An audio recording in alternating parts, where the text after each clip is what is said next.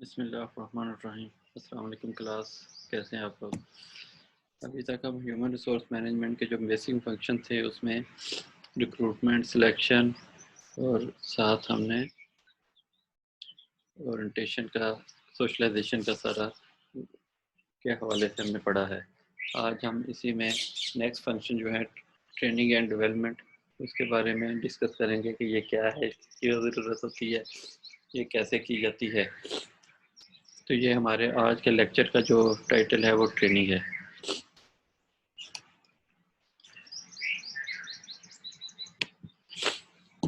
Training पे basic जो है आपको जो अंडरस्टैंड करने की चीज़ है कि वो लर्निंग थ्योरी और एम्प्लॉय ट्रेनिंग, कि लर्निंग थ्योरी क्या है और एम्प्लॉय ट्रेनिंग फिर कैसे की जाती है। कि लर्निंग थ्योरी के किस बेस पे हम कहते हैं कि इन्हें सीखने की ज़रूरत है और वो कैसे सीख सकते हैं, और फिर वो चीज़ें सिखाने के लिए एम्प्लॉयज़ की ट्रेनिंग कंसिडर की जाती है।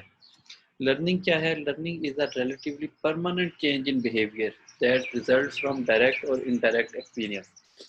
यानी कि किसी भी इंसान में परमानेंट जो चेंज आ जाता है किस चीज़ से, इन बिहेवियर, वो कोई एक्सपीरियंस, डायरेक्ट एक्सपीरियंस भी हो सकता है, इनडायरेक्ट एक्सपीरियंस। डायरेक्ट एक्सपीरियंस यही कि आपको ट्रेनिंग दे दी जाए, आपको सिखा दिया जाए। इनडायरेक्ट एक्सपीरियंस के बाकायदा उस चीज़ के बारे में तो ना बताया जाए, लेकिन कोई इंसिडेंट, कोई ऐसी चीज़ हो जिससे अल्टीमेटली आप इस नतीजे पे पहुंचे कि ये अगर ऐसे होता तो हम ऐसे कर लेते।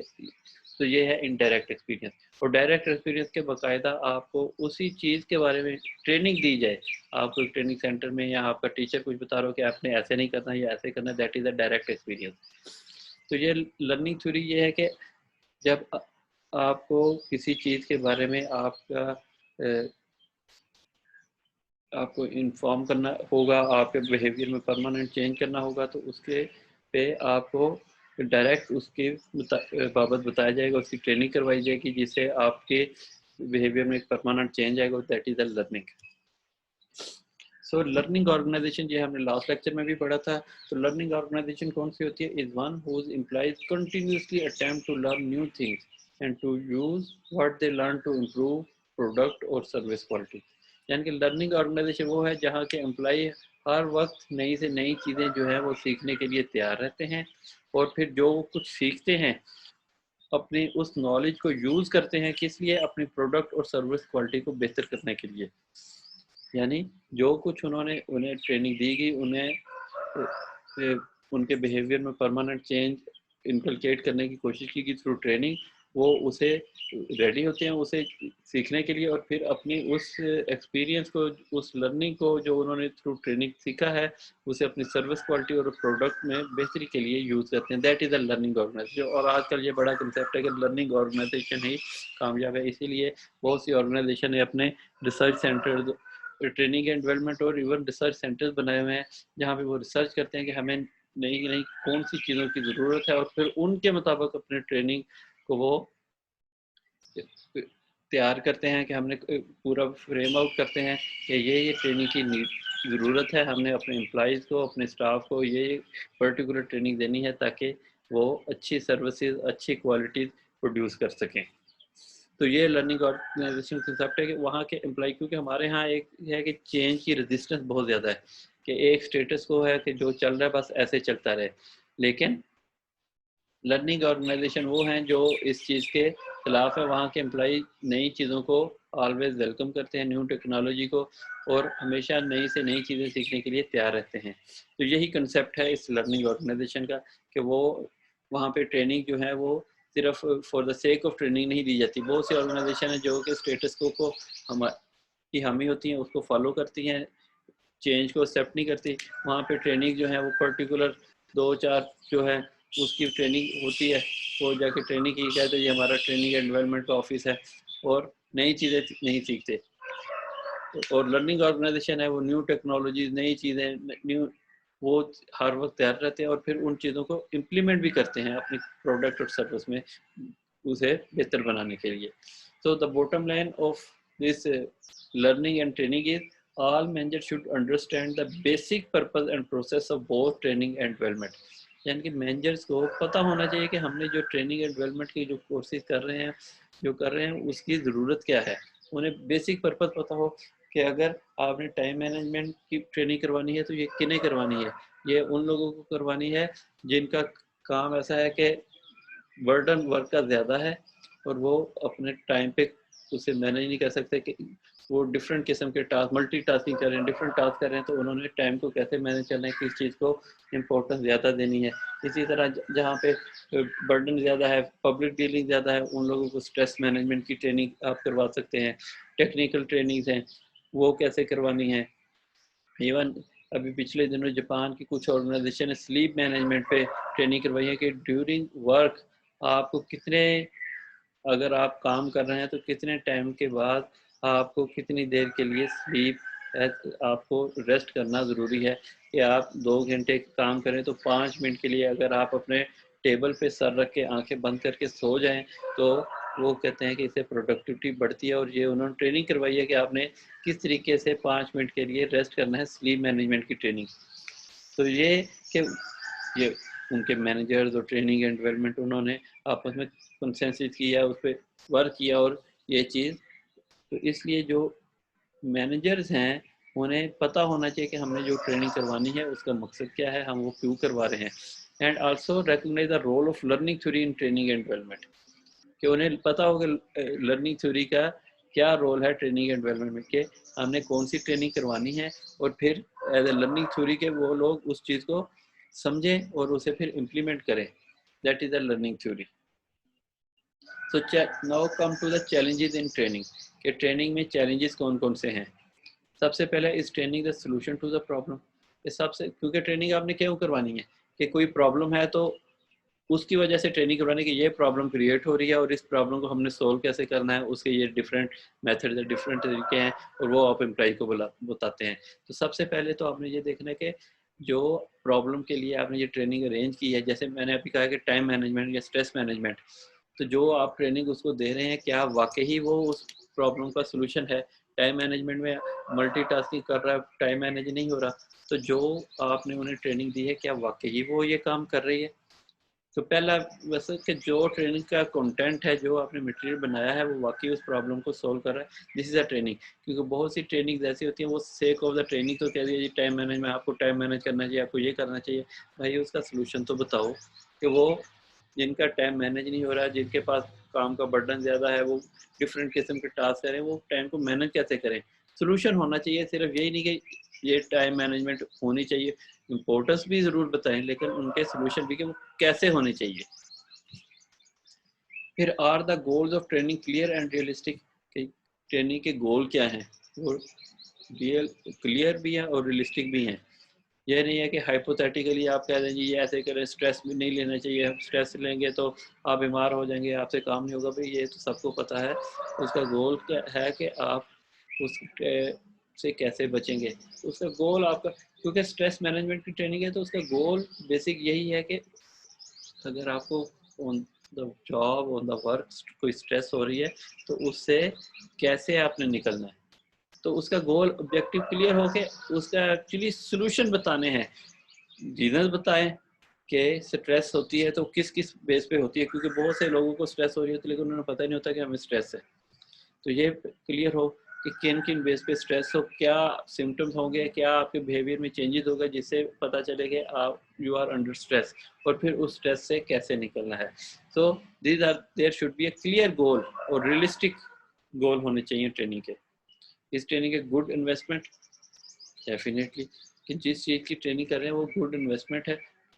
इन्वेस्टमेंट कैसे है, आप एक ट्रेनर बुला रहे हैं, आपने ट्रेनिंग रूम किया है, वहाँ पे फैसिलिटीज़ की है, ऑर्गेनाइजेशन का उस पर कॉस्ट लगी है, तो वो क्या इन्वेस्टमेंट अच्छी है। अगर जैसे अभी मैंने कहा स्लीप मैनेजमेंट आमतौर पर देखा जाए इसका क्या है कि स्लीप मैनेजमेंट सोना कैसे है, लेकिन उन्होंने इसका रिसर्च की है कि अगर 2 घंटे के बाद वो 5 मिनट के लिए सो जाए तो उनकी प्रोडक्टिविटी बढ़ जाती है।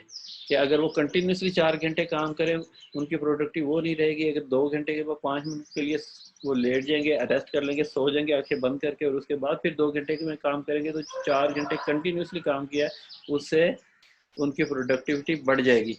So that is a good investment. Sleep management की ट्रेनिंग करवाई तो वो गुड इन्वेस्टमेंट। इसी तरह जो भी ट्रेनिंग है आप टाइम मैनेजमेंट, स्ट्रेस मैनेजमेंट और कोई सॉफ्ट स्किल्स की आप करवा रहे हैं, तो ये सारी चीज़ें कि इन्वेस्टमेंट है, उसका बेनिफिट है ऑर्गेनाइजेशन को इन अ लॉन्ग रन। तो फिर आपने देखना है कि वो ट्रेनिंग हमारे लिए कामयाब है। अगर उसकी ज़रूरत ही नहीं है, एक चीज़ ऑब्सोलीट हो गई है, उसकी आपने कोई टेक्निकल ट्रेनिंग की है लेकिन वो इक्विपमेंट अब पुराना हो गया और उसकी इतना ज़रूरत नहीं है, तो वो फिर एक डेड इन्वेस्टमेंट होगी आपकी ट्रेनिंग की। विल द ट्रेनिंग वर्क, यानी कि जो ट्रेनिंग आप करवा रहे हैं वो काम भी करे, उसके रिजल्ट भी निकल रहे हैं कि बस ऐसे ही है। स्लीप मैनेजमेंट की करवा रहे हैं तो क्या वाकई ही 2 घंटे काम के बाद 5 मिनट की नींद लेने के बाद उनकी प्रोडक्टिविटी बढ़ी है, उनकी काम करने की सलाहियत बढ़ी है? If yes, then it is a good training. अगर कोई फ़र्क नहीं पड़ रहा तो फिर you have to think about it कि हमें ये ट्रेनिंग कंटिन्यू करनी है या इसमें कुछ चेंजेस करनी है या इसे ख़त्म कर देना है। ट्रेनिंग नीड, एक होता है ट्रेनिंग नीड असेसमेंट के मैनेजर वो असेस करते हैं कि आपको किन किन ट्रेनिंग की ज़रूरत है और फिर उसके मुताबिक वो ट्रेनिंग डेवलप की जाती हैं, उन्हें प्रोग्राम किया जाता है और वो ट्रेनिंग फिर कंडक्ट करवाई जाती है। तो ट्रेनिंग नीड क्या है? सबसे पहला है कि जॉब बिहेवियर इनएप्रोप्रिएट, कि आपका जिस बंदे को ट्रेनिंग देनी है उसका जॉब बिहेवियर जो है वो इनएप्रोप्रिएट है, कि जॉब पे जो काम करना है, जैसे करना है, जिस तरीके से होना चाहिए वो वैसे नहीं कर रहा। सेकंड है नॉलेज और स्किल लेवल इन एजुकेट, कि उसका जो नॉलेज या स्किल लेवल है वो इस लेवल तक नहीं है जो कि ऑर्गेनाइजेशन की रिक्वायरमेंट है। तो उस पर भी ये आमतौर पे न्यू एम्प्लॉइज है तो उनको, या नई टेक्नोलॉजी आई है तो उनको दिया जाता है कि पहला जॉब बिहेवियर वाला, जैसे स्ट्रेस मैनेजमेंट, टाइम मैनेजमेंट, ये उस पे है कि जॉब बिहेवियर है वो हमें स्ट्रेस ले जा रहा है, उसे टाइम मैनेज नहीं आ रहा, कि जॉब बिहेवियर वो है वो सही नहीं है, उसका अपने पीर से, अपने को वर्कर के साथ रिलेशन अच्छा नहीं है, तो इस किस्म की ट्रेनिंग उनकी कैसी करवाई जाती है। सेकंड है नॉलेज और स्किल लेवल जो है वो उनका सही तरह अप टू डेट नहीं है। उसमें क्या है, कुछ नए एम्प्लॉइज़ हैं, अभी वो एक्सपीरियंस नहीं है या टेक्नोलॉजी नहीं आ गई है, तो वहाँ पे इस ट्रेनिंग की ज़रूरत नहीं है। इसके अलावा problem can be corrected through training, और इसके अलावा कोई प्रॉब्लम जैसे आपको ऑन द जॉब फेस हो रहे हैं जो जिसका सोल्यूशन नहीं निकल रहा, तो उस पे भी किसी कंसल्टेंट से, ट्रेनर से रब्ता किया जा सकता है ताकि वो हमारे एम्प्लॉइज़ को बता दें कि ये प्रॉब्लम है और इनको हमने किस तरीके से इनकलकेट करना है, किस तरीके से इन चीज़ों से हमने अवॉइड करना है। तो ये उन प्रॉब्लम को से अवॉइड करने के लिए, उन्हें ठीक करने के लिए भी ट्रेनिंग जो है वो कंडक्ट करवाई जाती हैं। So now come to the training के ट्रेनिंग में क्या क्या है। इसमें फर्स्ट फेज में आ जाता है जी हमारा नीड असेसमेंट, जो अभी मैंने आपको कहा कि सबसे पहले तो असेस करना है कि ट्रेनिंग की नीड है भी कि नहीं, और किस ट्रेनिंग की नीड है, और किन किन एम्प्लॉइज़ को किस ट्रेनिंग की नीड है। तो इसमें आमतौर पे जो मैनेजर्स हैं वो ही ये ट्रेनिंग नीड असेसमेंट करते हैं। जब आपकी परफॉर्मेंस अप्रेजल हो रही होती है उसमें भी मोस्टली ऑर्गेनाइजेशन उसी में इस चीज़ को कर लेते हैं कि किसको किस किस चीज़ की ट्रेनिंग की ज़रूरत है। असेसिंग ट्रेनिंग नीड्स कैसे होगी? Number of employees experiencing skill deficiency, बहुत से एम्प्लॉइज़ को स्किल डेफिशिएंसी, वही बात कि यहाँ तो एम्प्लॉइज़ वो नए हैं या आपकी टेक्नोलॉजी बदल गई है कि न्यू टेक्नोलॉजी आ गई है, तो उस टेक्नोलॉजी को यूज़ करने की जो स्किल है वो उनके पास इतनी अच्छी नहीं है, तो उन्हें उस स्किल को देने के लिए ट्रेनिंग की ज़रूरत होगी। सिविरिटी ऑफ स्किल डेफिशिएंसी, वही बात के स्किल डेफिशिएंसी जो है वो बहुत ज़्यादा है, उनके पास स्किल नहीं है तो ट्रेनिंग की ज़रूरत होगी। इम्पोर्टेंस ऑफ स्किल, इसके एक स्किल है लेकिन अभी यूज़ नहीं कर रहे, तो उन्हें बताएं कि ये जो स्किल आपके पास है इसकी इम्पोर्टेंस क्या है। बहुत से होते हैं कि उन्हें के पास वो स्किल होती है, उन्हें पता होता है, लेकिन ये नहीं पता होता कि इसकी इम्पोर्टेंस क्या है, इसे क्यों यूज़ करना है। तो ये भी ट्रेनिंग पे कि आपने इस स्किल की इम्पोर्टेंस क्या है, इसे किस तरीके से यूज़ करेंगे कि इससे ज़्यादा से ज़्यादा बेनिफिट हासिल किया जाए। Extend to which skill can be improve with training, और कौन ट्रेनिंग से कौन सी स्किल ज़्यादा आपकी डेवलप होगी, किस चीज़ की स्किल की ज़रूरत है। एक तो पहला कि एम्प्लॉय में वो स्किल ही नहीं है, फिर है कि इम्पोर्टेंस आपने उस स्किल की बतानी है, और इसके बाद कि किस स्किल को इम्प्रूव करें तो हमें ज़्यादा बेनिफिट होगा। कि स्किल तो है लेकिन आपके पास 3-4 स्किल हैं, एक स्किल को हम ज़्यादा इम्प्रूव कर लें, ज़्यादा बेहतर कर लें तो उसका इम्पैक्ट ज़्यादा पड़ेगा। तो डिटर्मिनिंग ट्रेनिंग नीड्स क्या है जी? सबसे पहला तो सेल्फ असेसमेंट, कि बंदा खुद अपनी सेल्फ असेसमेंट करता है, एम्प्लॉय करता है, और वो देखता है कि मुझे इस ट्रेनिंग की ज़रूरत है, मैं ये काम कर रहा हूँ, अगर मुझे इस किस्म की ट्रेनिंग, वही बात क्या है, अगर वो डिफरेंट उसके पास जैसे हम क्या कहते हैं कस्टमर डीलिंग जो बंदा कर रहा है, तो उसके पास स्ट्रेस बहुत ज़्यादा होता है क्योंकि कई किस्म के लोग आ रहे हैं, ये कर रहे हैं, सर गुजारने का टाइम नहीं है। तो वो सेल्फ रिलायंस में मुझे किसी तरह स्ट्रेस मैनेजमेंट की ट्रेनिंग दी जाए। टाइम मल्टीटास्किंग है तो टाइम नहीं मैनेज होता, मैं ये काम करता रहता हूँ, दूसरे रह जाते हैं, वो करता हूँ, ये रह जाता है। टाइम मैनेजमेंट की ट्रेनिंग की ज़रूरत है। अगर वो कोई टेक्निकल काम कर रहा है, इक्विपमेंट यूज़ करना है, तो वो उसे उसकी ज़रूरत है कि वो इसको कैसे यूज़ करना है, इसे ज़्यादा एफिशिएंटली हम कैसे यूज़ कर सकते हैं। तो ये एक सेल्फ असेसमेंट। उसके बाद आ जाता है जी कंपनी रिकॉर्ड्स। कंपनी रिकॉर्ड के वो जो आपके मैंने बताया कि अप्रेजल्स होती हैं, उसमें बता दिया जाता है कि आपकी डेफिशिएंसीज क्या हैं। जब आपका सुपरवाइज़र आपकी अप्रेजल करता है तो उसमें आपकी स्ट्रेंथ भी बताता है। डेफिशिएंसी स्ट्रेंथ तो हो गया, डेफिशिएंसी जो है उन्हें दूर करने के लिए फिर उसके ट्रेनिंग की ज़रूरत होती है। कस्टमर कंप्लेंट, कस्टमर कंप्लेन कर देता है किसी भी हवाले से, इनका काम अप टू डेट नहीं है, इनका बिहेवियर अच्छा नहीं है, इनकी डीलिंग अच्छी नहीं है। तो जिस चीज़ की डेफिशिएंसी है उसकी ट्रेनिंग आपको दी जाती है। न्यू टेक्नोलॉजी आ गई है तो डेफिनेटली उस टेक्नोलॉजी को सीखने के लिए, उसे इम्प्लीमेंट करने के लिए ट्रेनिंग दी जाती है। एम्प्लॉय ग्रीवियंसेस कि एम्प्लॉय को कुछ ग्रीवियंसेस है, उन्हें कुछ प्रॉब्लम है, तो उसे दूर करने के लिए भी ट्रेनिंग दी जाती है। Interview with managers, managers interview करते हैं अपने एम्प्लॉयज़ का और उससे असेस करते हैं कि इन्हें किन किन चीज़ों की ज़रूरत है, ट्रेनिंग की ज़रूरत है। वही अप्रेजल वाला काम भी हो सकता है या इसके अलावा भी वो असेस कर सकते हैं। Customer satisfaction, customer satisfaction survey के कस्टमर सेटिस्फेक्शन सर्वे करवाए जाते हैं जिसमें देखा जाता है customer are satisfied with our services. और अगर किसी सर्विसेज से वो सेटिस्फाइड नहीं है, इट मीन्स कि there is a need of training, वहाँ पे प्रॉब्लम है। तो उस पर्टिकुलर सर्विस को बेहतर करने के लिए एम्प्लॉयज़ की ट्रेनिंग की ज़रूरत है। ऑब्जर्वेशन के मैनेजर और कोवर्कर आपके वो ऑब्जर्व करते हैं कि ये बंदे का बिहेवियर इस पर्टिकुलर सीट पे वो अप टू मार्क नहीं है, अप टू डेट नहीं है, तो वो फिर रिकमेंड करते हैं कि इस बंदे को ये ट्रेनिंग दी जाए।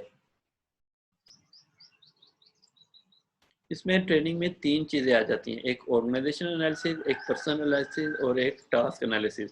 ऑर्गेनाइजेशन एनालिसिस क्या है, व्हाट इज़ द कॉन्टेक्स्ट, कि वो कि ऑर्गेनाइजेशन को उसकी क्या ज़रूरत है, कॉन्टेक्स्ट क्या है, किस कॉन्टेक्स्ट में वो ट्रेनिंग दी जा रही है कि ऑर्गेनाइजेशन को उसका बेनिफिट हो। सेकंड है person analysis, who need the training, के किस किस बंदे को ट्रेनिंग ज़रूरी है। ये पर्सन एनालिसिस ज़रूरी है कि हर पूरे स्टाफ को, पूरे डिपार्टमेंट को, पूरे ऑर्गेनाइजेशन को ट्रेनिंग नहीं देनी, जिनमें जिस चीज़ की डेफिशिएंसी है उन्हें वो ट्रेनिंग दी जाए।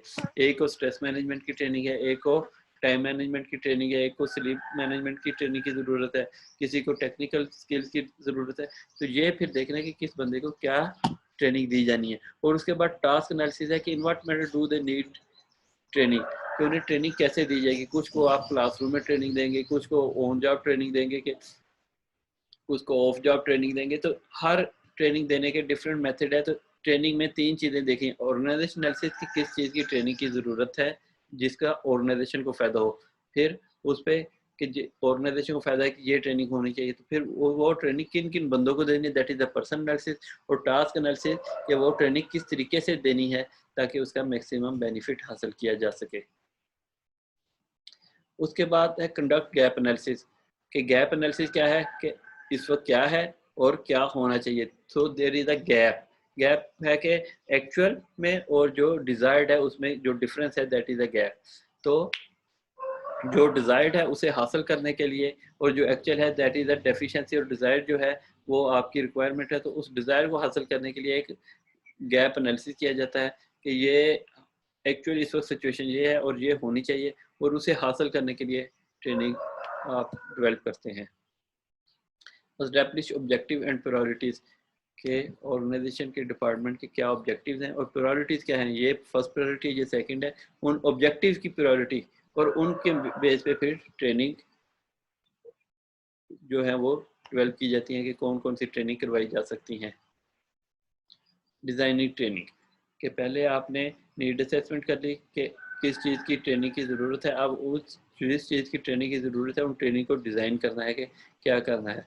उसमें basic skill needed, self efficacy देखनी है कि किस किस चीज़ की बेसिक नीड की ट्रेनिंग है, की ज़रूरत है। कंसीडर लर्निंग स्टाइल के आप ये ट्रेनिंग करनी कैसे है, कौन सा लर्निंग स्टाइल आपके लिए बेस्ट होगा। उसमें एक चीज़ हमेशा याद रखें कि इम्पैक्ट वाइज ट्रेनिंग क्या है। एक हेयर कि आप अगर सुन रहे हैं, ठीक है, वो भी आपने एक बता दिया। अगर हियर एंड सी सुन रहे हो और साथ वो करता हुआ देख रहे हैं तो आपका लर्निंग लेवल और होगा। और लास्ट है हियर सी एंड डू कि आप सुनते हैं, देखते हैं और फिर करते हैं तो उससे लर्निंग लेवल ज़्यादा इम्प्रूव होगा। जो हम देखते हैं कि एक पर्टिकुलर मशीन पे आपने काम करना है, उसके बारे में आपको वैसे बता दिया जाए कि भाई ये ऐसे करते हैं, आपको पता चले ये मशीन ऐसे चलानी है। सेकंड है कि ट्रेनर जो है वो मशीन चला के दिखाए, बताए कि भाई ये बटन दबाना था, वो बटन दबाए, फिर हम इसको ओपन करेंगे, ओपन करें, फिर हम इसको ऐसे करेंगे, ऐसे करेंगे। वो ट्रेनर आपको बता रहा है, आप सुन भी रहे हैं और साथ देख भी रहे हैं। और लास्ट है हेयर सी एंड डू। पहले वो ट्रेनर आपको बता रहा है और साथ साथ करते हुए दिखा रहा है, आखिर में आप कहते हैं नहीं जी अब आप आए, आप करें, डू। तो उससे लर्निंग लेवल ज़्यादा होगा कि फिर आपको बिल्कुल क्लियर हो जाएगा कि हर चीज़ करनी कैसे है।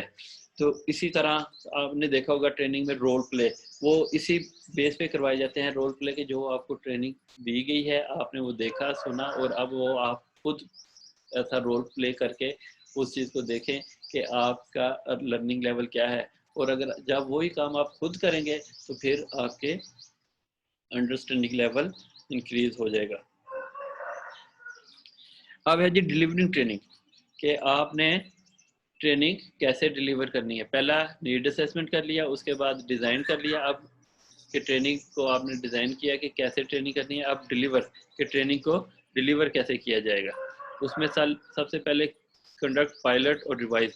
पायलट क्या है? पायलट टेस्ट होता है जी कि अगर आपने एक कोई ट्रेनिंग करनी है तो उसका पहले आपने इम्पैक्ट देखना है कि वाकई वो इम्पैक्ट सही होगा। उसमें कुछ 4, 5, 10 लोगों से तो वैसे ही एक ट्रेनिंग का फुल फ्लैट ट्रेनिंग नहीं, सिर्फ देखे कि आप उन्हें जो आपने ट्रेनिंग करनी है उन्हें देखें, उन्हें बताएं और उसके बाद देखें कि उन पे इसका क्या असर है, उसका जो इम्पैक्ट आप हासिल करना चाहते हैं वो आ रहा है या नहीं आ रहा। अगर तो आ रहा ठीक है, अगर नहीं आ रहा तो उसमें कहाँ कहाँ पे रिवीजन की ज़रूरत है, उसे रिवाइज करें। जो आपने अपना मटेरियल बनाया है, जो ट्रेनिंग को आपने डिज़ाइन किया है, उसमें आप उसमें कुछ चेंजेस कर सकते हैं।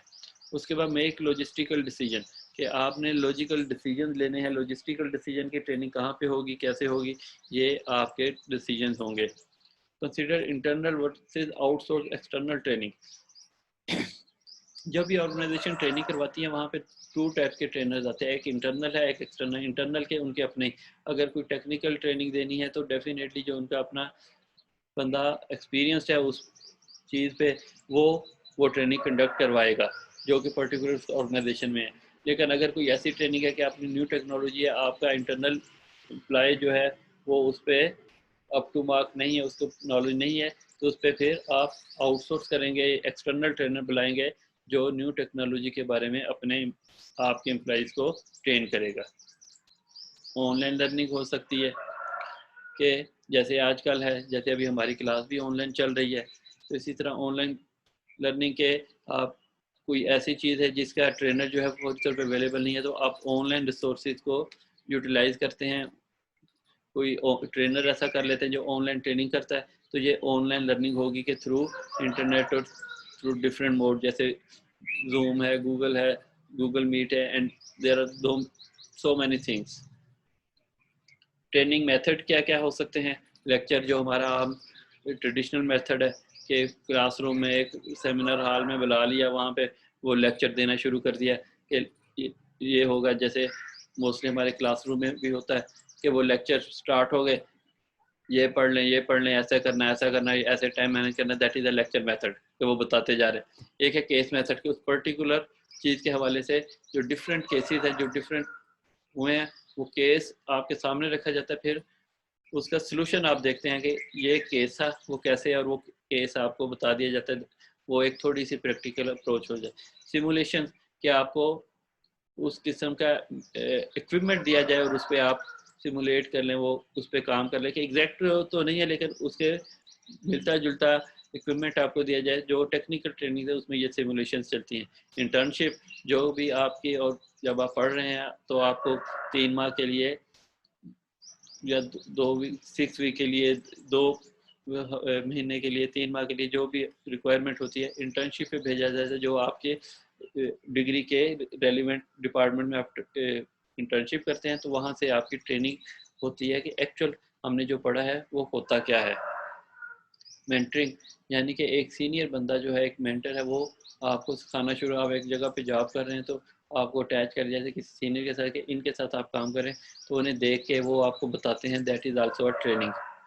डिस्कशन अपने को वर्कर से, अपने सीनियर से डिस्कशन, आपको कोई प्रॉब्लम आ रही है, डिस्कशन, भाई ये काम कर रहा हूँ, ऐसे ऐसे प्रॉब्लम आ रहा है, तो that is also a training method. Different games के थ्रू भी आप करते हैं। रोल प्लेइंग के जिस काम पे उस पर रोल प्ले, जैसे ट्रेनिंग सेंटर में आपकी ट्रेनिंग चल रही है, तो जो चीज़ की ट्रेनिंग चल रही है आपको बता दिया गया, उसके बाद आपसे कहा जाता है कि ठीक है अब आप जब करें। इसकी एग्जांपल ऐसे है जी कि आपकी कस्टमर के साथ अट्रैक्शन है, वहाँ से कस्टमर को डील कैसे करना है आपको बता दिया जी। आपने उन्हें अस्सलाम वालेकुम करना है, हाइपर नहीं होना, उनको मैक्सिमम फैसिलिटेट करना है। उसके बाद जी आपको कहते हैं ठीक है रोल प्ले, आप आ जाएं, आप इधर मैनेजर हैं, और 3-4 को कहते हैं जी आप कस्टमर हैं, आपने इधर आना है, और कस्टमर हैं जो day to day basis customer की जैसे डीलिंग है, तो वो कस्टमर आएंगे एकदम चारों आ जाएंगे, वो कि मेरा ये काम कर दो मेरा, तो उन्हें आपने कैसे, जो ट्रेनिंग में आपने क्या कि उन्हें कैसे हैंडल करना है, वो फिर आप उन्हें हैंडल करेंगे। That is a role playing. Computer based video training, computer based video training, जैसे कि आजकल हमारे मोस्टली 90% चीज़ें यूट्यूब पे अवेलेबल हैं, तो वहाँ से कर सकते हैं, उन्हें चीज़ों को आप यूटिलाइज कर सकते हैं। This is also a training method. Training बेटा इसमें एक चीज़ कि ट्रेनिंग मेथड जहाँ से आप कुछ लर्न कर रहे हैं, दैट इज़ अ ट्रेनिंग। लाजमी नहीं है कि एक ट्रेनिंग का आप क्लासरूम में हो, एक कि वहाँ पे आपका बकायदा जी हमारी ट्रेनिंग हो रही है। आपको जब भी कोई प्रॉब्लम है उसे सॉल्व करने के लिए आप जो भी तरीका इस्तेमाल करते हैं, ऑर्गेनाइजेशन या आप खुद, दैट इज़ योर ट्रेनिंग। आपको कोई प्रॉब्लम आ रही है, आप गूगल करते हैं, आप यूट्यूब पे जाते हैं, वो करते हैं, that is also your training. कि वो आप एक चीज़ लर्न कर रहे हो, ओवरकम कर रहे हो जो अपनी प्रॉब्लम को। तो लाजमी नहीं है कि कोई ट्रेनर ही आपको दे, आप खुद भी कंप्यूटर पे, यूट्यूब पे, गूगल पे चीज़ें सीख के उन्हें इम्प्लीमेंट करते हैं। That is also a training. तो वर्क प्लेस ट्रेनिंग मेथड्स कौन से हैं, जो भी हमने बात की कि ट्रेनिंग मेथड कौन कौन से हो सकते हैं। On the job training, of the job training, individualised. On the job training के आपने जो काम करना है वो आपको ऑर्गेनाइजेशन में आपके वर्क प्लेस पे भेज दिया जाता है कि लें जी आपकी ये ड्यूटीज़ हैं, आपने ये काम करने हैं, यहाँ से ये सीख लें। आपको अभी असाइनमेंट कोई नहीं दी जाती एज सच, लेकिन ऑन द जॉब आप बैठ जाते हैं, वहाँ पे थोड़ा बहुत आपको काम किया, सीनियर को ऑब्जर्व भी करते हैं, वो आपको training they the. Of the job training के आपको जॉब पे तो नहीं दिया, लेकिन जॉब पे जैसी सिचुएशन होती है वैसी सिचुएशन प्रोवाइड कर दी जाती है। इंडिविजुअलाइज के एक एक चीज़ की इंडिविजुअली आपको ट्रेनिंग दी जाती है। ऑन द जॉब ट्रेनिंग क्या है जी? Training is that is at the actual work site using the actual work equipment. कि जहाँ पे आप टेक्निकल है तो आपको एक्चुअल वर्क साइट पे लेके जाया जाता है, वहाँ पे लोग काम कर रहे हैं, वहाँ पे आप ऑब्जर्व करते हैं, देखते हैं, वहाँ पे आपको बताया जाता है कि ये इक्विपमेंट है, ये ऐसे ऐसे यूज़ करना है। Of the job training is at the training facility design specifically for training. यानी कि बहुत सी ऐसे इक्विपमेंट है जो थोड़े से खतरनाक है, यहाँ वहाँ पे आपको नहीं लिखा जाता, तो उसके डमी बना के रखी जाती है, या ऐसी फैसिलिटीज़ हैं जो एक्चुअली से बहुत से करीब है, वहाँ पे आपको ट्रेनिंग दी जाती है, तो वो ऑफ द जॉब ट्रेनिंग कहा जाता है। ट्रांसफ़र ऑफ ट्रेनिंग क्या है? From classroom to job. Transfer of training का क्या मतलब कि क्लासरूम में आपको पढ़ाया जा रहा है, तो वहाँ से वो चीज़ों को आपने इम्प्लीमेंट करना है at the job, that is the transfer of training. अगर आप उन चीज़ों को इम्प्लीमेंट ही नहीं कर सकते, तो इट मीन्स के ट्रेनिंग के जो है ट्रांसफ़र ही नहीं, जो इसका पर्पस है वो पूरा नहीं हो सका। आप आए हैं, आपने for the sake of training को अटेंड की है, और बस अल्लाह हाफिज़। Why transfer of training fails? क्यों नहीं? Don't learn material. Transfer of training की आपने ट्रेनिंग ली लेकिन उसे अपने वर्क प्लेस पे इम्प्लीमेंट नहीं किया, क्यों नहीं किया? Don't learn material. जो मटेरियल दिया जाता है आपने उससे सीखा ही, जो आपको बताया जाए उससे सीखा ही नहीं, बस for the sake of training आके अटेंड किया और चले गए, चीज़ों को सीखने की कोशिश ही नहीं की। Don't understand real life application. कि रियल लाइफ एप्लीकेशन को अंडरस्टैंड आपको बता दिया जाता है जी आपने कस्टमर डीलिंग है तो उनके साथ हाइपर नहीं होना, लेकिन रियल लाइफ एप्लीकेशन का बताया नहीं। उधर एक कस्टमर आ जाता है, वो गालियाँ निकालना शुरू करता है बगैर वजह के, तो जो जिसके पास पहले डीलिंग का, खुसूसन अगर आप बैंक्स वगैरह में देखें, तो वो हाइपर हो जाता है। तो वो रियल लाइफ को अंडरस्टैंड ट्रेनिंग में नहीं कर सकते।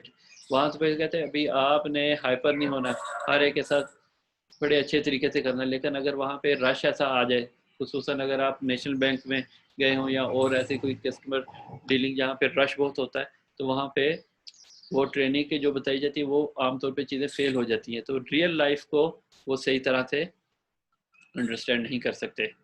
लैक ऑफ कॉन्फिडेंस एक है कि हम जो ट्रेनिंग जिन्होंने ली है, कॉन्फिडेंस लेवल उनका ऐसा अप टू मार्क नहीं होता, और वो समझते हैं कि हमने जो सीखा है ये हम इम्प्लीमेंट ही नहीं कर सकते। उनमें कॉन्फिडेंस नहीं होता कि हम इसे इम्प्लीमेंट करेंगे तो हमें कोई बेनिफिट होगा। फॉरगेटिंग द मटेरियल, बहुत से लोग आए हैं, ट्रेनिंग की और चलेंगे, चीज़ें भूल जाएंगे इन चीज़ों को कैसे इम्प्लीमेंट करना है। ये चीज़ जो प्रॉब्लम आई है इसे ओवर करने के लिए ट्रेनर ने हमें क्या बताया था कि किस तरीके से करना है।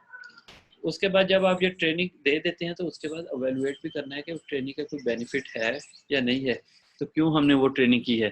तो वैल्यूएशन ऑफ ट्रेनिंग कैसे होगी? सबसे पहले तो देखना है कि आपने अवेलुएट क्या करना है, ट्रेनी रिएक्शन, कि ट्रेनी का रिएक्शन क्या है। जो लोग ट्रेनिंग करने आए हैं उनका रिएक्शन क्या है, वो सेटिस्फाइड हैं या बोर बोर नज़र आ रहे हैं, उन्हें चीज़ें समझ आ रही हैं या नहीं। तो ट्रेनिंग जो दे रहा होगा वो उनके चेहरे पड़ सकता है, उसे जजमेंट हो जाती है कि इन लोगों का रिएक्शन है आइदर दे आर सेटिस्फाइड और नॉट।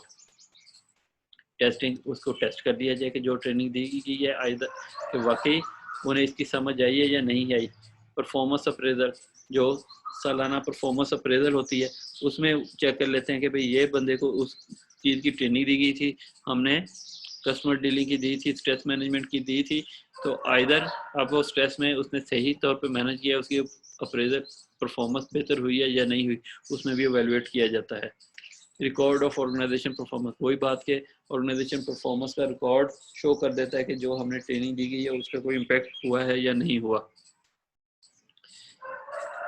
सो एवेलुएशन के जो सोर्सेज ऑफ एवेलुएशन इंफॉर्मेशन है कि आपने कैसे एवेलुएट करना है कि ट्रेनिंग आपकी अप टू मार्क है। उसमें pre test and post test of training performance, के आपने ट्रेनिंग देने से पहले और ट्रेनिंग देने के बाद उनकी परफॉर्मेंस को जायज़ा लेना है कि उस ट्रेनिंग से पहले उनकी परफॉर्मेंस कैसी थी और ट्रेनिंग के बाद उनकी प्रोग्रेस क्या थी।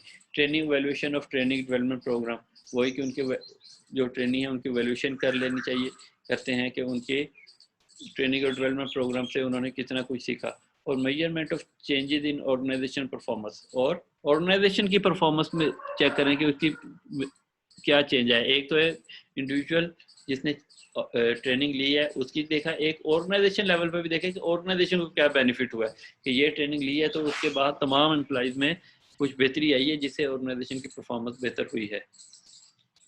सो एवेल्यूशन डिज़ाइन क्या है, प्री टेस्ट और पोस्ट टेस्ट के ट्रेनिंग देने से पहले एक एवेल्यूशन कर ली जाएगी। उन्हें एक आप एक पर्टिकुलर किसी चीज़ की ट्रेनिंग देना चाह रहे हैं, टाइम मैनेजमेंट या स्ट्रेस मैनेजमेंट ही लगा लें, तो एक क्वेश्चनियर बनाते हैं उससे एम्प्लॉय से ट्रेनिंग देने से पहले कि अगर ये होगा तो क्या करेंगे, अगर ऐसी सिचुएशन होगी तो क्या करेंगे।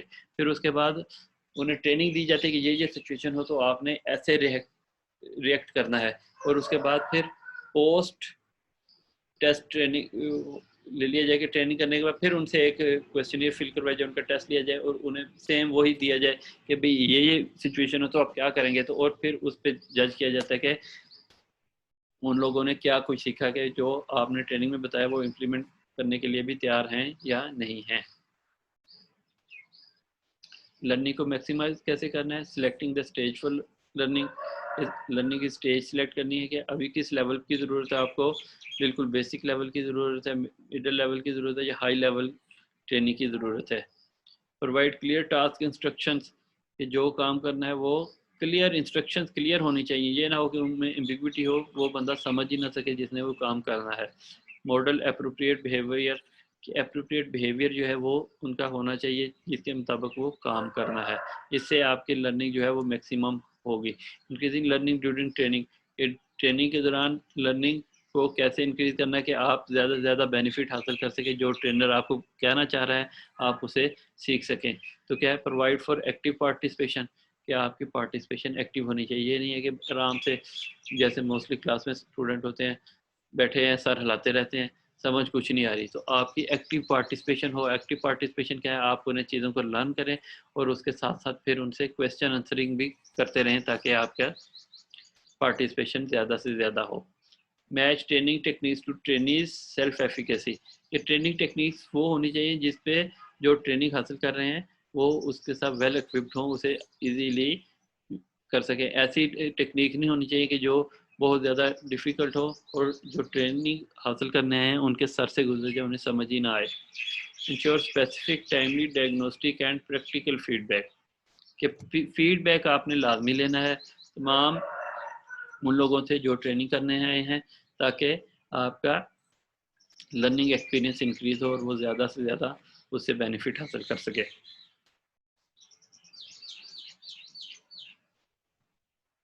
और इसके बाद है जी provide opportunities for trainees to practice new behaviour, यानी कि जो ट्रेनिंग आपने की है फिर उन्हें वो ऐसा एटमॉस्फेयर दिया जाए कि वो अपने जो जो कुछ सीखा है उन्हें इम्प्लीमेंट भी, ये ना हो कि उन्हें सिखा तो आपने बड़ा कुछ दिया लेकिन जब वो ऑन जॉब पे आए तो वहाँ पे चीज़ें वही पुराने तरीके से ही सॉल्व करने, उन्हें मौका ही ना दिया जाए कि जो उन्होंने सीखा है उसे इम्प्लीमेंट भी कर सकें। मेंटेनिंग परफॉर्मेंस आफ्टर ट्रेनिंग, कि ट्रेनिंग के बाद परफॉर्मेंस को कैसे मेंटेन करना है।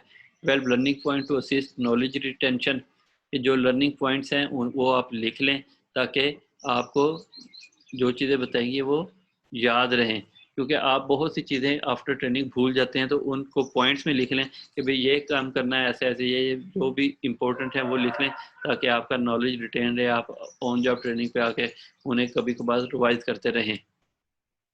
सेट स्पेसिफिक गोल्स, गोल आपके स्पेसिफिक होंगे तो आपको ट्रेनिंग का होगा। अगर आपके गोल ही स्पेसिफिक नहीं है कि भाई मैंने, कभी कहते हैं कि मैंने इस डिपार्टमेंट करना है, कभी उधर जाना है, कभी उधर जाना है, आपके गोल स्पेसिफिक नहीं हो तो ट्रेनिंग का आपको बेनिफिट नहीं होगा। आइडेंटिफाई अप्रोप्रिएट री क्या होता है, जिससे आपका कैपेसिटी लेवल बढ़ जाए आपके काम करने का। तो ये देखें कि आपका री क्या है। कुछ लोगों का प्रमोशन है, कुछ का फाइनेंशियल बेनिफिट है, कुछ के कुछ और बेनिफिट है। कोई कहता है जी मुझे घर मिल जाए तो ऑर्गेनाइजेशन में तो मैं बेहतरीन काम करूंगा, कोई कहता है जी मुझे गाड़ी मिल जाए, कोई कहता है जी मुझे प्रमोशन, मुझे नेक्स्ट ग्रेड मिल जाए, कोई कहता है जी सैलरी बढ़ जाए। तो ये री और ये these are example, there are so many. ये री आपने देखना है कि आइडेंटिफाई करना है कि किस चीज़ से आपको आप ज़्यादा लर्न करेंगे, तो वहाँ पे फिर आपकी परफॉर्मेंस बेहतर होगी। Teach training self management skill, कि उन्हें जो ट्रेनिंग कर रहे हैं उनको सेल्फ मैनेजमेंट स्किल्स बतानी है कि कौन आपने अपने आप को कैसे मैनेज करना है, ये आप किस तरीके से काम करना है, ये चीज़ें ज़्यादा जो इससे ट्रेनिंग का इम्पैक्ट ज़्यादा होगा। फॉलो अप ऑन ट्रेनिंग देने के बाद फिर उसे फॉलो अप भी तो करना है। एवेलुएट इफेक्टिवनेस, के उसकी इफेक्टिवनेस है, लोगों ने कुछ सीखा है या नहीं सीखा। मेक रिवीजन एज नीडेड, और अगर जो आप रिक्वायर कर रहे हैं, जो आप कि सोच रहे थे कि इसका ये इम्पैक्ट होगा, अगर वैसा नहीं है तो फिर उसमें जो हाँ जहाँ पे रिवीजन की नीड है उसे रिवाइज करें ताकि उसका इम्पैक्ट ज़्यादा हो। लर्निंग प्रिंसिपल, के ये आप जो ट्रेनिंग दे रहे हैं उन्हें ये देखना होगा कि लर्निंग प्रिंसिपल क्या है, किससे लोग ज़्यादा से ज़्यादा सीखते हैं ताकि जो ट्रेनिंग है उसका इम्पैक्ट ज़्यादा है। एक है कि पार्टिसिपेशन, लर्निंग प्रिंसिपल है कि अगर आपके पार्टिसिपेंट उसमें पार्टिसिपेट ज़्यादा से ज़्यादा करेंगे तो उनका लर्निंग एक्सपीरियंस बढ़ेगा। तो इसलिए कभी भी ये ना करें कि सिर्फ एक आके ट्रेनर जो है वो लेक्चर दे के आए, लेक्चर दे और चला जाए। वो अपने ट्रेनिंग्स की पार्टिसिपेशन उसमें ज़्यादा करें, रोल प्लेस करवा लें, कुछ भी कर लें, लेकिन उसकी पार्टिसिपेशन ज़्यादा हो। रेपिटेशन, अगर एक चीज़ को 2-3 दफ़ा रिपीट किया जाएगा तो उसका इम्पैक्ट ज़्यादा होगा। अदरवाइज़ एक ही चीज़ एक दफ़ा बताइए और आगे चले गए तो वो बहुत सी चीज़ें माइंड में नहीं रहती, निकल जाती। लेकिन 2-3-4 दफ़ा अगर उस चीज़ को रिपीट किया जाएगा तो जो पार्टिसिपेंट होंगे वो उनके माइंड पे वो नक्श हो जाएगी और वो उस चीज़ को सीख लेंगे। कि ट्रेनिंग जो है वो रेलिवेंट होनी चाहिए, ये नहीं हो कि ट्रेनिंग किसी चीज़ की दे रहे हैं और चीज़ें कुछ बता रहे हैं।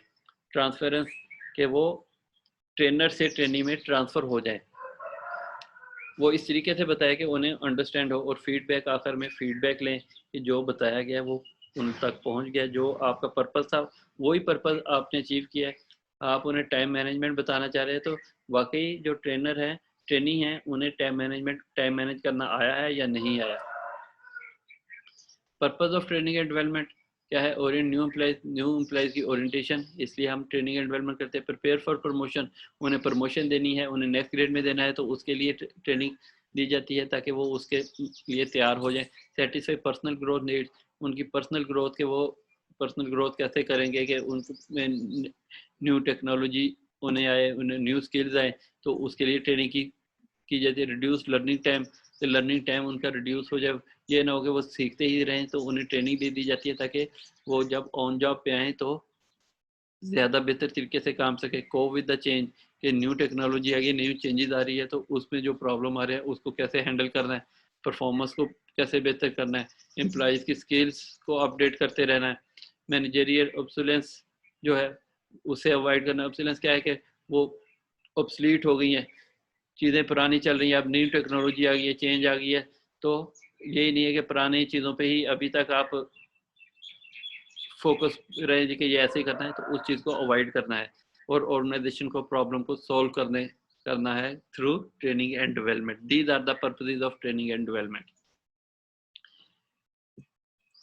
ट्रेनिंग एंड डेवलपमेंट का प्रोग्राम जब भी सिलेक्ट करना है, उसमें किन चीज़ों को मद्देनजर रखना है कि हमने ये ट्रेनिंग करना है। सबसे पहले कॉस्ट इफेक्टिवनेस के, उस पर कॉस्ट क्या आ रही है और उसका बेनिफिट क्या होगा। यह नहीं है कि कॉस्ट उस पर बहुत सारी आ रही है और बेनिफिट कम हो तो फिर वो ट्रेनिंग की ज़रूरत नहीं होगी। कॉस्ट इफेक्टिवनेस ज़रूर देखनी है। डिज़ायर्ड प्रोग्राम कंटेंट, के उसके कंटेंट क्या है, कि वो उसकी ज़रूरत है भी या नहीं है। लर्निंग प्रिंसिपल क्या है, कि वो किस तरीके से आप कहते हैं कि हम ये ट्रेनिंग कराएंगे, वो आके और उससे वो जो चीज़ करना चाह रहे हैं वो नहीं कर रहे, तो ये लाजमी देखने की लर्निंग प्रिंसिपल क्या है कि वो किस तरीके से सीखेंगे। अप्रोप्रिएटनेस ऑफ द फैसिलिटीज़, के उस ट्रेनिंग के लिए जो जो फैसिलिटीज़ अवेलेबल है क्या वो अप्रोप्रिएट है, उसके वो ट्रेनिंग दी जा सकती है या नहीं दी जाती। ट्रेनिंग परफॉर्मेंस एंड कैपेबिलिटीज़, जिन लोगों ने ट्रेनिंग हासिल करनी है उनकी परफॉर्मेंस क्या है, उनकी कैपेबिलिटी क्या है, क्या वो ये ट्रेनिंग लेने के अहल हैं भी या ये उनके लेवल से ज़्यादा है या कम है। ट्रेनर परफॉर्मेंस एंड कैपेबिलिटी, जो ट्रेनिंग देने आए उसकी परफॉर्मेंस क्या है, उसकी कैपेबिलिटी क्या है, क्या वो ये ट्रेनिंग प्रोग्राम कंडक्ट कर भी सकता है या नहीं। सो ट्रेनिंग वर्सेस डेवलपमेंट, जो पहले भी आपको बताया कि ट्रेनिंग होती है फॉर द करंट जॉब, जो आप इस वक्त जॉब कर रहे हैं उसके रिलेटेड जो चीज़ें आपको सिखाई जाती है, जो स्किल्स सिखाई जाती हैं, दैट इज़ अ ट्रेनिंग, वो करंट जॉब है। और डेवलपमेंट है फ्यूचर जॉब, कि अभी आप एक काम कर रहे हैं, जो ट्रेनिंग दी जा रही है वो पर्टिकुलर उसके रिलेटेड तो नहीं है, लेकिन इन फ्यूचर वो आपको काम आ सकती है। आपको ऑर्गेनाइजेशन कहती है कि हमने वो सिलेक्ट कर लेती है कि इस बंदे को इस सीट पे लेके आना, तो उस सीट के रिलेटेड जो है ट्रेनिंग है वो आपको दी जाए, that is your development. Human resource development, ये भी आपने सुना होगा कि ह्यूमन रिसोर्स डेवलपमेंट, एक ह्यूमन रिसोर्स मैनेजमेंट है जिसके हम फंक्शन पढ़ रहे हैं, एक होती है ह्यूमन रिसोर्स डेवलपमेंट। तो human resource development has been defined as an organised learning experience conducting in a definite time period to increase the possibility of improving job performance and growth। यानी कि ये एक ऐसा लर्निंग एक्सपीरियंस है human resource development जो कि organisation में कराया जाता था कि किस लिए, जॉब की परफॉर्मेंस और ग्रोथ को इम्प्रूव करने के लिए। ये ह्यूमन रिसोर्स डेवलपमेंट है। ह्यूमन रिसोर्स डेवलपमेंट वही ट्रेनिंग एंड डेवलपमेंट कि उन्हें डेवलप कैसे करना है। ट्रेनिंग तो ये है ना कि आपको पर्टिकुलर जॉब जो इस वक्त कर रहे हैं उसकी दे दी जाए, लेकिन डेवलपमेंट ये है कि आपको फ्यूचर जॉब के लिए उस जॉब जो आप कर रहे हैं मे भी उसके लिए इतनी ज़रूरत ना हो, लेकिन आपकी डेवलपमेंट हो रही है।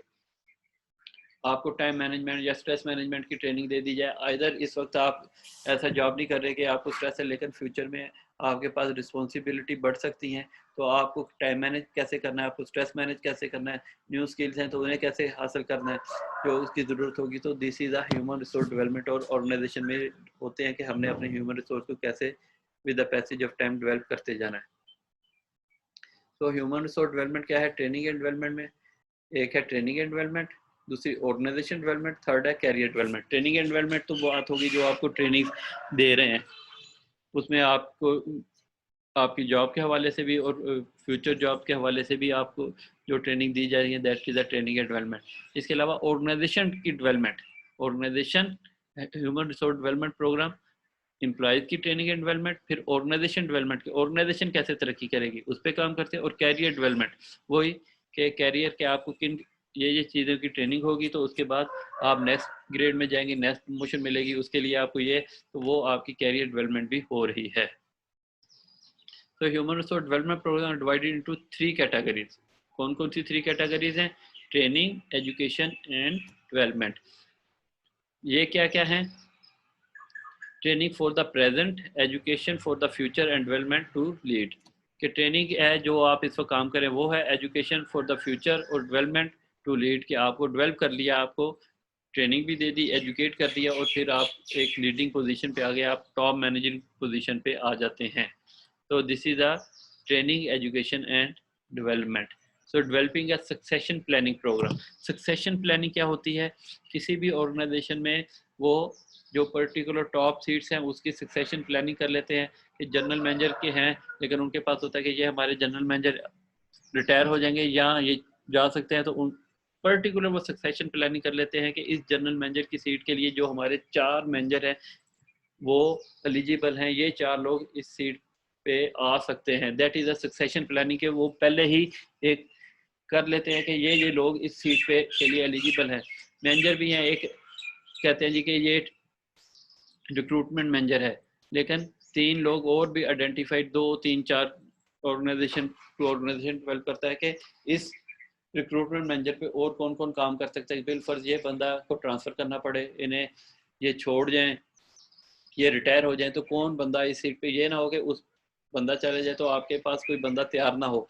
तो वो पहले ही उनको ट्रेनिंग और उनकी ट्रेनिंग डेवलपमेंट के उन्हें वो नहीं भी कर रहे लेकिन उसके रिलेटेड ट्रेनिंग करवा दी जाए ताकि वो रेडी रहे। और सक्सेशन प्लानिंग है कि वो ये काम कर सकते हैं।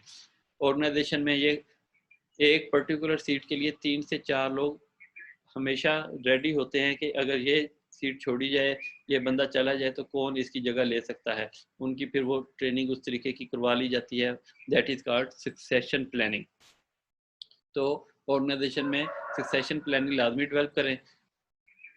अगर आप किसी ऑर्गेनाइजेशन जाते हैं तो ये आपका मेजर रिस्पॉन्सिबिलिटी सक्सेशन प्लानिंग और आइडेंटिफाई बंदे कर लें और फिर उन्हें उसके रिलेटेड ट्रेनिंग्स लाजमी दें ताकि उनकी डेवलपमेंट हो सके और कल को अगर उन्हें उस सीट पे आना हो तो वो उसके लिए वेल प्रिपेयर हों। Line managers and training and development provide employ orientation training. जो लाइन मैनेजर है ओरिएंटेशन ट्रेनिंग वही देते हैं। Assess training needs and plan development strategies. जो लाइन मैनेजर है, जो आपके इमीडिएट सुपरवाइजर है, ट्रेनिंग नीड एक्चुअली वही असेस कर सकते हैं कि कौन कौन सी ट्रेनिंग की नीड है और डेवलपमेंट स्ट्रेटजीज क्या हो सकती हैं कि कैसे इनकी डेवलपमेंट होगी। सो प्रोवाइड कैसे है? Provide on the job training, ensure transfer of training, ये हमने बातें पढ़ ली हैं। So HR and department training and development provide employ orientation training, contribute to management development program, provide training and development, evaluate training. So HRM department का क्या काम है? एम्प्लॉय की ओरिएंटेशन ट्रेनिंग करवाते हैं, contribute to management development program कि उनकी development को सक्सेशन प्लानिंग के हवाले से ये आ सकते हैं तो वो फिर डेवलपमेंट प्रोग्राम करते हैं, ट्रेनिंग एंड डेवलपमेंट करते हैं और फिर लास्ट पे जो ट्रेनिंग है उसे एवेलुएट करता है। ये कौन काम करता है? Human resource management department. So this is our today's lecture. Hopefully आपको ट्रेनिंग के हवाले से चीज़ें क्लियर हो गई होंगी। अगर इसमें किसी किस्म का भी कोई प्रॉब्लम हो तो वो आप लोगों ने थ्रू व्हाट्सएप पूछ लेना है। ये लेक्चर अच्छी तरह सुन लें और आफ्टर द लेक्चर हम एक छोटा सा क्विज कंडक्ट करेंगे ताकि पता चल सके कि आपका अंडरस्टैंडिंग लेवल क्या है। Thank you very much. अल्लाह हाफिज़।